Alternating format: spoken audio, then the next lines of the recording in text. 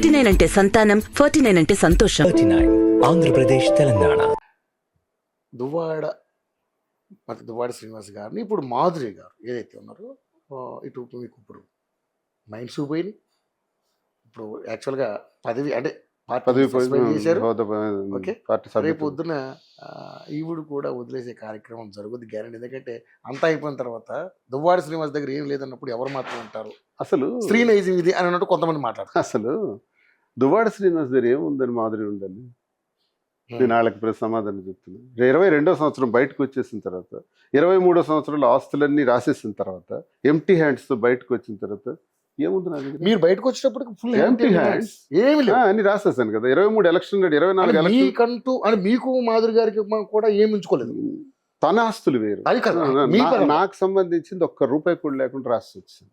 Election ముందు కూడా ఒక ఎసెట్ ఉంటే మాధురి గారు మీ ఇల్లు ఏదో రాయం చేసుకుని ఎలక్షన్కి 20 రోజుల ముందు ఉంటే ఒక ఎసెట్ కూడా రాస్తాను. ఈ ఇల్లు ఏంటంటే నేను ఎప్పుడైతే బయటికి పోయానో, బయటికి వెళ్ళి నట్టివేయబడ్డానో, ఒంటరిని అయిపోయినప్పుడు ఏదో ఒక స్థావరం మనకు ఉండాలి అని ఆలోచించినప్పుడు ఒక ఫ్రెండ్ మాకు పార్వతీశం గారు అని అతను సహకరిస్తే నేను కొంత అమౌంట్ పెట్టినప్పుడు మాధురి కూడా ఒక 2 కోట్ల వరకు ఖర్చు పెడితే ఇంచుమించు ఆ బిల్డింగ్ అంతా రెడీ చేసాం. అప్పటికప్పుడు రాత్రి పగలు కట్టాం. అది ఇప్పుడు పార్టీ కార్యాలయంగా ఉంది అక్కడ ఆ బిల్డింగ్. మరి ఆ బిల్డింగ్ ఎవరికి చేయాలి? మాధురి షేర్ ఉంది కదా, ఏం చేయాలా? మరి మాధురికి నేను రాసకపోతే మోసం చేస్తున్నాడు అవుతాను కదా. ఏముందని మాధురి వచ్చి నాకు డబ్బులు ఖర్చు పెట్టాలి? మీరు ఒక స్థావరం ఉండాలని. ఏముందని మాధురి ఇంకా నాతో ఉండాలి. మాస్టర్ మైండ్స్ కామర్స్ చదవాలనుకునే 10th ఇంటర్ విద్యార్థుల తొలి ఎంపిక. నా ఏజ్ 58 ఇయర్స్, ఆమె 35, 36 ఇయర్స్. ఎందుకు ఉండాలి? ఏంటి అవసరం? అది మాదిరి ఒక అనుబంధం, ఒక స్నేహం, ఒక జన్మల బంధం. నేను యాక్చువల్గా ఒంటరిని, నాకు ఇప్పుడు ఎవరూ లేరు. మీరు అనుకుంటున్నట్టు ఆస్తులు రాసి ఇచ్చేసిన తర్వాత అయినా పిల్లలకు నాకు టీ భోజనం ఇచ్చేవాడు ఎవరున్నారు చెప్పండి? మాధురిని ఇలా పక్కకు తీస్తే నాకు భోజనం పెట్టేవాడు ఎవరున్నారు? ఎండలో ఉన్న నీళ్ళకి రాని పిలిచేవాడు ఎవడని ఉన్నాడా? పిలిస్తే ఎన్నిసార్లు పిలుస్తారు? ఎన్ని రోజులు పిలుస్తారు? ఎన్నిసార్లు భోజనం పెడతారు? ఒకసారి 2 సార్లు. తర్వాత ఏమవ్వాలి?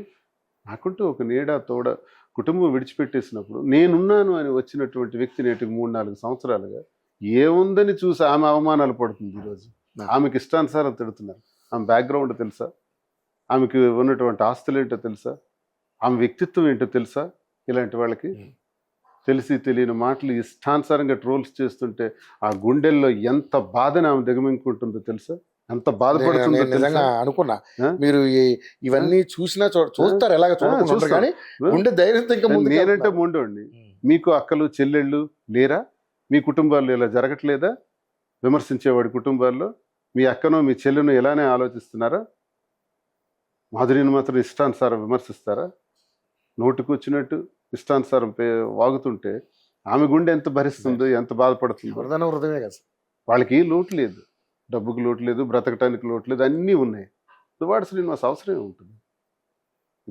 ఇదొక అనుబంధం. ఈ అనుబంధాన్ని మేము మీలాగా రహస్యాలు ఉంచలా. ఈ ట్రోల్ చేసేవాడికి 1,00,000 ఉంటాయి, ఆడింట్లోనే బోల్డ్ ఉంటాయి. ఆడిలాగా నేను ఉంచలా. మాస్టర్ మైండ్స్ కామర్స్ చదవాలనుకునే 10th ఇంటర్ విద్యార్థుల తొలి ఎంపిక.